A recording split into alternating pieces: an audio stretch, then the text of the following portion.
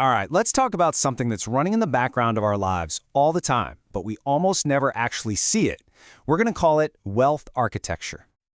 You know, we've all been sold this idea, right? That if you want to get ahead, if you want real leverage, the answer is always do more. More hours, more effort, more hustle. But the thing is, it doesn't. So let's just dive right in and start tearing apart this myth of more. Let's figure out why working harder, well, why it just isn't working for so many of us. Okay, think about your life, your business, your finances. They all have a kind of invisible blueprint, an architecture underneath. And here's the kicker. For most of us, that blueprint is flawed. It's a design that rewards being busy, rewards constant activity. But all that energy, it just kind of dissipates. It leads to burnout, not real, sustainable growth. So what exactly do I mean by structure? Well, imagine it's like the plumbing in your house. It's the framework that all your effort flows through. And a good structure amplifies your work, turning it into something big and lasting. A bad one? Well, your effort just leaks out all over the place. And this is where we need a really big shift in how we think. We're going to redefine leverage. It's not about pushing harder, it's about building smarter. So you've got two ways of looking at this. The way most people see it is that leverage is all about applying more force, right? Go faster, push harder. But the architect's view is the total opposite. It's about needing less force. It's about designing something so strong, so non-fragile that it just works without you constantly having to muscle it forward. And this is really the goal, isn't it? A well-designed structure, a solid system. It doesn't need you to babysit it 24/7. It's built to handle bumps in the road, to absorb the unexpected, all without you having to rush in and fix things. The efficiency is baked into the design itself, not your day-to-day struggle. You know, we often think our lives are shaped by these big, dramatic decisions, but they're not. They're built on tiny, repeated actions. And this is why structure is so critical. Because your defaults, they will always, always win against your good intentions. Real consistency doesn't come from sheer willpower. It comes from a system that makes it easy. And look, momentum is always building, whether you're paying attention or not. So the real question is, what is your structure compounding? Good stuff or bad?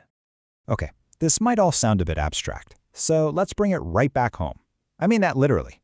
Let's talk about your household as a system. This is a really big one. That thing we call lifestyle, you know, how your money works, your stress levels, your health, it's not random. It's the direct result of the system you're living in. It's an architecture that's running in the background, whether you built it on purpose or just sort of stumbled into it. And for so many people, this is the real problem. It's not that you lack discipline, it's that you lack visibility. It's like you're trying to fix a leaky pipe by mopping the floor. You're putting in all this effort on the symptom because you can't even see the broken structure that's causing the real problem. So what happens if we just ignore all this? Well, that's when things start to go wrong. And this is the scary part. Structures don't fail with a big bang. They fail quietly. It's a slow, silent erosion. I mean, just look at the difference here. On one side, you've got the inevitable decay that comes from neglect. On the other, you have strength that was built on purpose. See, failure isn't a single event. It's the quiet, gradual thinning of your margins, a slow creep of lower standards, until one day, the whole thing just gives way. And let this one sink in for a second. By the time you notice the crisis, by the time it's obvious to everyone that things are broken, the real problem has been there, growing, for years. The collapse is just the moment it becomes too big to ignore. And where does this happen? It happens in the gaps, in the space between our attention. Anything you aren't looking at isn't staying the same. Trust me, it's eroding. Okay, so how do we fight this decay? How do we build something that lasts? This is what we'll call the architecture of enduring, and it's all about one thing, the discipline of being intentional with your design. You know, a lot of people think building something strong means building something rigid, something that resists change. But that's not it at all. True durability comes from designing a system that can bend without breaking. And that means you have to be absolutely clear on what's foundational, your non-negotiables, and what's just decoration. And the active job of maintaining this kind of structure, we call that stewardship. It's not a one-time thing, it's a discipline. And it really boils down to making 3 crucial ongoing decisions. First up, you have to decide what you will not optimize. In our world of hyper-efficiency, this sounds crazy, right? But some things, like your relationships or time for deep thinking or just rest, they need slack. If you try to make them 100% efficient, you don't make them better. You make them fragile. You break them. Number 2, what will you refuse to outsource? Look, it's tempting to delegate everything, but there are some core judgments about your values, your vision, that you simply cannot hand off to someone else. Because the moment you do, you start to lose the muscle, the ability to make those calls yourself.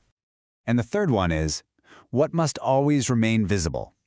It's easy to get lost in spreadsheets and dashboards, to get so far removed from the ground truth that you can't see what's really happening. And that is so dangerous. Bottom line, you cannot manage what you can't see. So in the end, it all comes down to this really simple trade-off. The price you pay for this kind of clarity is constraint. You have to draw lines in the sand and say no to some things. But what you get in return is huge. You get the ability to build everything, your life, your work, your wealth, on solid ground. Which really just leaves us with one last big idea to chew on. The structure you're living inside of right now is determining everything. It's setting the ceiling on what all your hard work can ever achieve. And the wild thing is, most people will go their entire lives without ever stopping to really look at it. So the question I want to leave you with is pretty simple. Will you?